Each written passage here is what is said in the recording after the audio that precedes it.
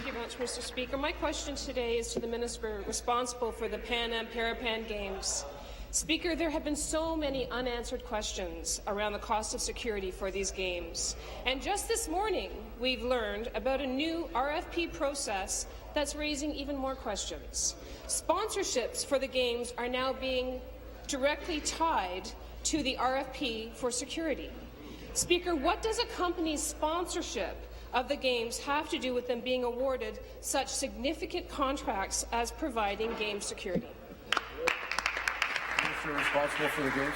Thank you, Mr. Speaker. And I'd like to thank the member for the question opposite. I know that the Government House Leader would like to answer the second part to it. But before I answer the question, I just want to say that the Lonely Planet today announced that Toronto and Ontario is in the top 10 destinations for 2015 because of the Pan Am Games. And I think we should all be proud of that.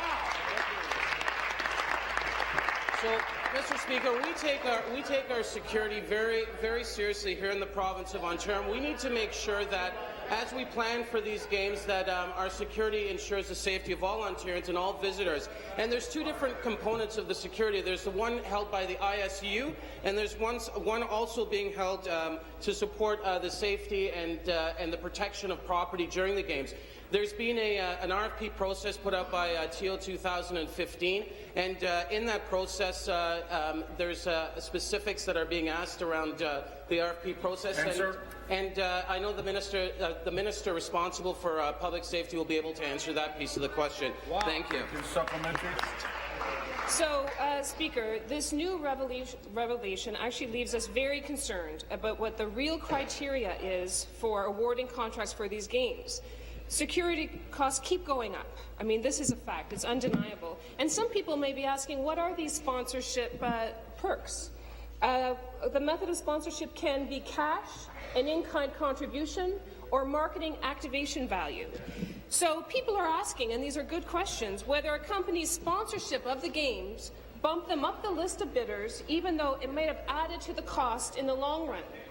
Speaker, in the interest of being open and transparent, will the minister just release the full criteria of how these contracts are being awarded?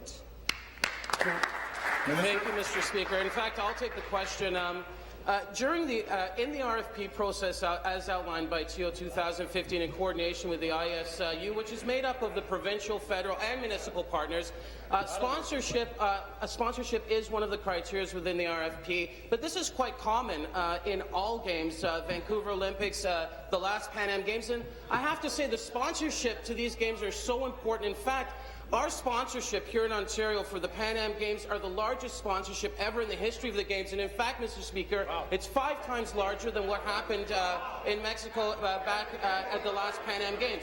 So these games are successful, they're on time, and we will make sure that people in Ontario are safe during these games. Thank you.